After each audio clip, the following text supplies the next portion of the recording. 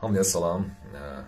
Bugün də bir səbirsizliklə bağlı bir məsələyə toxunmaq istəyirəm. Müalicə prosesində əgər müalicə təyin olunubdursa, yaxşı olar ki, siz səbirlə yanaşasınız bu məsələyə. Çünki hansısa bir problemin həllində tez bir nəticə əldə almaq çox nadir hallarda olur. Yəni, ümumiyyətlə, pasiyentin vəziyyətindən asılı olaraq, belə deyək, bu proses gedir, tezlik və biraz zaman apara bilər.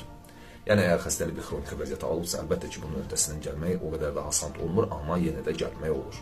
Orqanizmimizdə bəzi xəstəliklər gizli bir formada keçir və xroniki vəziyyətə çevrilir. İllər boyu biz onun daşıyıcısı oluruq, problemin daşıyıcısı oluruq və olur ki, onun 20 il, 30 il, 40 il bir xəstəliyi biz daşıyıcısı oluruq, heç bilmirik. Ona görə də onu bir 3 gün, 5 gün ərzində tamamilə sağaldıb üzə çıxartmaq çox çətin olur və nadir hallarda olur. Və müalicə prosesində çalışır, səbirli olun, təmkinli olun.